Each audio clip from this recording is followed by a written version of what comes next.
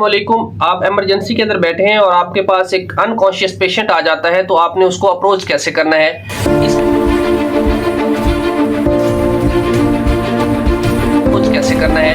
इसके लिए एक निमोनिक है जिसको हम कहते हैं AEIOU टिप्स। ठीक है, तो इसके अकॉर्डिंगली अगर आप उसको मैनेज करने की ट्राई करेंगे या अप्रोच करेंगे तो आप डायग्नोज पर इजीली पहुंच पाएंगे और उसको मैनेज कर पाएंगे।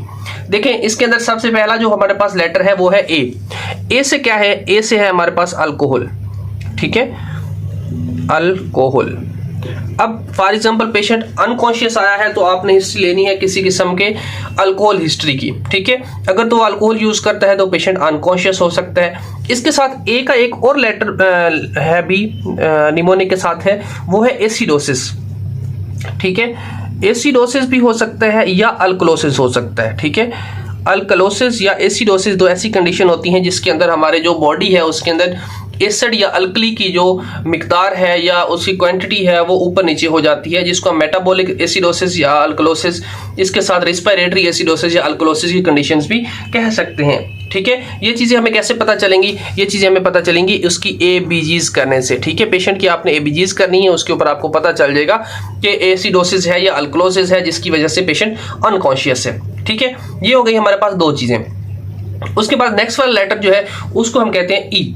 अब ई के साथ क्या है? ई के साथ ये है कि पेशेंट को हिस्ट्री होगी एपिलेप्सी की। ठीक है, पेशेंट से आप या उसके अटेंडेंट से जब पूछेंगे, जब एक अनकॉन्शियस पेशेंट आएगा कि इसको क्या प्रॉब्लम है, तो आप जब उससे पूछते हैं तो वो हिस्ट्री देते हैं कि ये एपिलेप्सी का पेशेंट है। ठीक है, एपिलेप्सी को उर्दू में कहते हैं मिर्गी। ठीक है, या उसको झटके लगते हैं। ठीक है, तो एपिलेप्सी का पेशेंट जब आपके पास आएगा तो उसको क्या होगा? वो भी अनकॉन्शियस हो सकता है। इसके साथ एक और चीज है जिसको हम कहते हैं इलेक्ट्रोलाइट्स। ठीक है, ई से और चीज क्या बनती है? इलेक्ट्रोलाइट्स। इलेक्ट्रोलाइट्स के अंदर क्या चीज हो सकती है?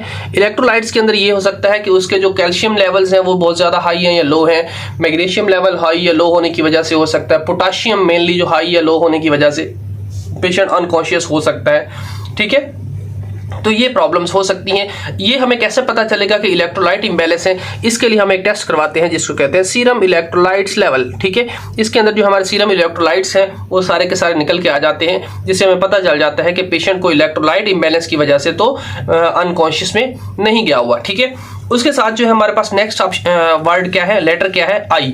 ठीक है, अब आई जो लेटर है, आई के साथ क्या हो सकता है? आई के साथ है हमारे पास इम्बैलेंस। ठीक है, किस चीज का? इंसुलिन का। अब इंसुलिन इम्बैलेंस जब किसी भी पेशेंट के अंदर होता है तो आपको पता है कि इंसुलिन जो है वो बॉडी के अंदर एक बहुत ही इंपॉर्टेंट चीज को कंट्रोल कर रही होती है। वो कौन सी इंपॉर्टेंट चीज है? उस इंपॉर्टेंट चीज को कहते हैं ग्लूकोज लेवल्स। ठीक है, ग्लूकोज लेवल जो है वो हमारे पास इंसुलिन जो है वो मेंटेन कर रही होती है। अब फॉर एग्जांपल अगर ग्लूकोज लेवल, इंसुलिन का लेवल बहुत ज़्यादा हाई हुआ है तो ग्लूकोज लेवल बहुत ज़्यादा लो हो जाएगा, जिसकी वजह से पेशेंट अनकॉन्शियस हो सकता है। और अगर इंसुलिन लेवल बहुत ज़्यादा लो है तो हमारे पास ग्लूकोज लेवल जो है वो बहुत ज़्यादा हाई हो जाएगा, जिसको हाइपरग्लाइसीमिया कहते हैं, जिसकी वजह से भी पेशेंट अनकॉन्शियस हो सकता है। ठीक है, अब तक हमने 3 लेटर्स को डिस्कस कर लिया, AEI। ठीक है, आगे वाला क्या है? नेक्स्ट लेटर है हमारे पास O। O से क्या है हमारे पास? O से है ऑक्सीजन। ठीक है, OXYGEN, ऑक्सीजन लेवल्स। ठीक है, अगर तो फॉर एग्जांपल आप उसकी सैचुरेशन चेक करते हैं और ऑक्सीजन लेवल जो है वो कम हो रहे हैं। ठीक है, ये आपने इनिशियली जब पेशेंट आता है उसके तो 5-6 चीजें तो आपने डायरेक्टली चेक करनी होती हैं। कौन सी? उसका एक तो आपने BP चेक करना है। ठीक है, ब्लड प्रेशर। ठीक है, वाइटल्स जिसको हम कहते हैं। दूसरी SpO2 चेक करनी है। थर्ड आपने टेम्परेचर चेक करना है उसका। ठीक है, फोर्थ जो है आपने उसका हार्ट रेट चेक करना है। फिफ्थ जो है उसका रिस्पिरेटरी रेट चेक करना है। और सिक्स जो है वो आपने BSR लेवल चेक करने हैं। ठीक है, अगर इनमें अगर फॉर एग्जांपल उसका BP लो आ रहा है, ठीक है, वो आगे कंडीशन को डिस्कस करते हैं कि इसके अंदर टिप्स के अंदर या हमारा जो निमोनिक है उसके अंदर कैसे उसको मैनेज करना है। हम SpO2 अगर देखते हैं और वो लो आ जाती है, मतलब उसका ऑक्सीजन लेवल जो है वो लो है, तो आप इस वजह से भी पेशेंट जो है वो अनकॉन्शियस हो सकता है।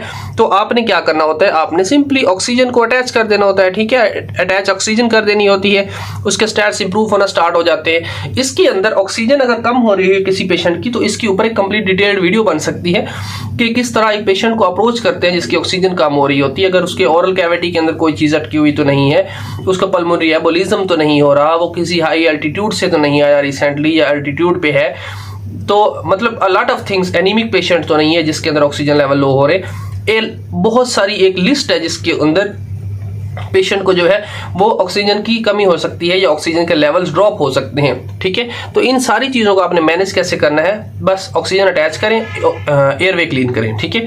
एयरवे क्लीन करके ऑक्सीजन अटैच करें, नेक्स्ट स्टेप पे जो भी पेशेंट को आपको सिम्टम्स आ रही हैं उसके अकॉर्डिंगली मैनेज करें, ठीक है। आगे है हमारे पास टेम्परेचर। अब इसके अंदर ये है कि फॉर एग्जांपल ओ तक हमने डिस्कस कर लिया, ओ के बाद है हमारे पास यू। यू के अंदर क्या हो सकता है, यू है यूरेमिया, ठीक है। पेशेंट अगर यूरेमिक सिंड्रोम के अंदर है, उसका किडनी फेलियर हुआ है, ठीक है। यू से क्या है, यूरेमिया, यू से है यूरेमिया। अब यूरेमिया क्या है, यूरेमिक सिंड्रोम होता है जिसके अंदर हमारे पास जो पेशेंट है उसकी किडनी फेलियर हो जाता है और उसके जो क्रेटिनिन लेवल्स होते हैं वो बहुत ज़्यादा हाई हो जाते हैं। क्रेटिनिन लेवल्स बहुत ज़्यादा हाई होने की वजह से पेशेंट जो है वो अनकॉन्शियस हो सकता है, ठीक है। तो इस कंडीशन के साथ भी आपके पास पेशेंट जो है वो प्रेजेंट कर सकता है। उसके बाद क्या है, टी।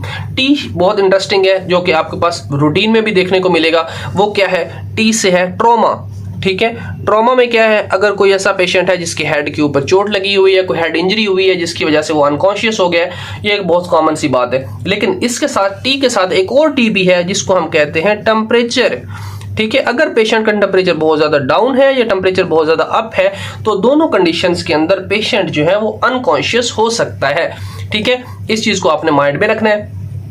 उसके बाद टी के बाद क्या है, आई। आई के अंदर क्या हो सकता है हमारे पास, आई के अंदर चीजें हैं इन्फेक्शंस, ठीक है। किसी भी बॉडी के अंदर अगर कोई इन्फेक्शन चल रहा है तो उसकी वजह से भी पेशेंट जो है वो अनकॉन्शियस हो सकता है, ठीक है। आई से क्या है, इन्फेक्शंस। इन्फेक्शंस के अंदर जो हमारे पास मेनली क्या क्या चीज़ें हो सकती हैं, या तो उसको जो है मेनिंजाइटिस हो सकता है, ठीक है। मेनिंजाइटिस की वजह से या इंसेफेलाइटिस की वजह से जो पेशेंट है वो अनकॉन्शियस हो सकता है। इंसेफेलाइटिस होता है ब्रेन के अंदर जो भी कोई इन्फेक्शन चल रहा हो। मेनिंजाइटिस होता है ब्रेन के गिर्द जो एक लेयर होती है उसको हम मेनिंजिस कहते हैं, उसके अंदर अगर कोई इन्फेक्शन है तो उसको हम मेनिंजाइटिस कहते हैं। और इसके साथ जो है सेकंड चीज क्या हो सकती है इन्फेक्शंस के अंदर, मेनिंजाइटिस इंसेफेलाइटिस के अलावा सेप्सिस, ठीक है। तो सेप्सिस भी पेशेंट को अगर हो तो भी पेशेंट अनकॉन्शियस हो सकता है, ठीक है। उसके साथ नेक्स्ट वाला लेटर जो हमारे पास है वो है पी। अब ये जो पी है, पी से क्या है, पी से है पॉइजन, ठीक है। पी से क्या है, पॉइजन। कोई भी पॉइजन की हिस्ट्री के जो पेशेंट है उसने कोई ऐसा पॉइजन इनटेक तो नहीं कर लिया जिसकी वजह से पेशेंट जो है वो अनकॉन्शियस हो गया हुआ है। और उसके बाद लास्ट पे अगर हम बात करें एस से क्या है, टिप्स के अंदर एस से है हमारे पास क्या, शॉक, ठीक है। एस से है शॉक। जो पेशेंट है वो शॉक में तो नहीं गया हुआ, कार्डियोजेनिक शॉक हो सकता है, हाइपोवोलेमिक शॉक हो सकता है।